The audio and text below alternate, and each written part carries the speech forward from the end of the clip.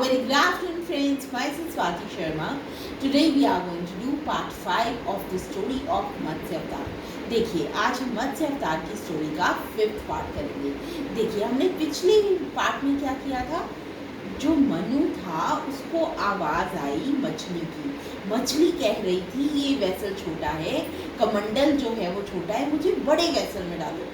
मनु ने जब देखा उस फिश को कि वो और बड़ी हो गई है, उसका साइज बड़ा हो गया है, वो हैरान रह गया.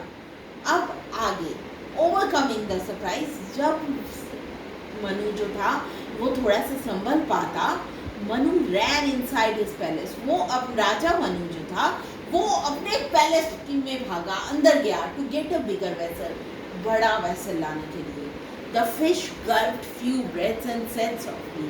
जो फिश थी, जो मछली थी, उसने कुछ सांसें ली और बहुत सॉफ्टली क्या होता है, बहुत प्यार से. Thank you kind king.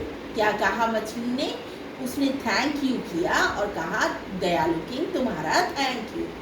Manu smiled and was about to walk out of the palace to begin his morning prayers.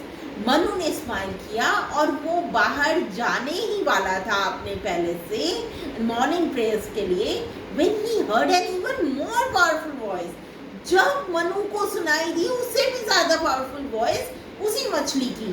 क्या मतलब था इसका कि वो मछली और ग्रो कर गई थी, तो उसकी आवाज़ भी जो थी वो और पावरफुल हो गई थी.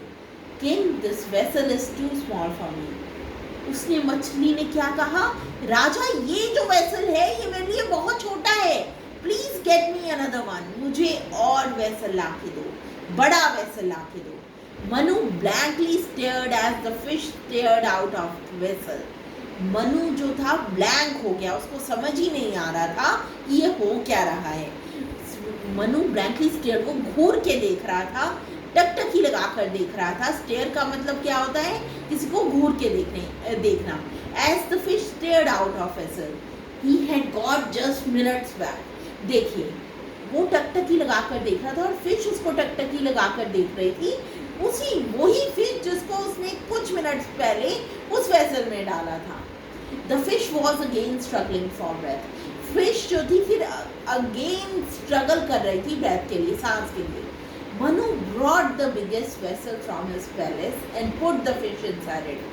मनु जो था वो सबसे बड़ा वेसल जो उसके पैलेस में था वो ले आया और फिश को उसमें डाल दिया.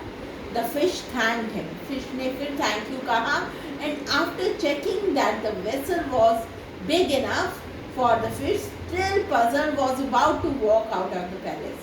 देखिए फिश जो थी उसने मनु को फिर थैंक यू कहा and after checking that the vessel was big enough, देखिए मनु ने अच्छे से चेक कर लिया कि वेसल जो था वो बहुत बड़ा था, लेकिन वो फिर भी पजल था, उसको समझ नहीं आ रहा था फिर ना हो और साइज ना बढ़ जाए.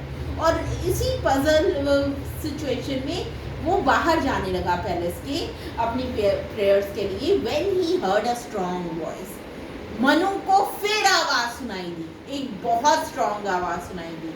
फिश और बड़ी हो गई थी. I am sorry, this vessel is also not sufficient for me king. Fish जो थी उसने कहा आई एम सॉरी किंग, ये जो वेसल है ये भी मेरे लिए सफिशिएंट नहीं है. He carried the fish and ran to the river. अब क्या किया मनु ने? मनु ने फिश को लिया और उसको रिवर में ले गया. Where he had found the fish and put the fish inside. जिस नदी से वो फिश को लाया था उसी नदी में ले गया और उसी में उसको डाल दिया. So we'll continue the story in the 6th part. Thank you.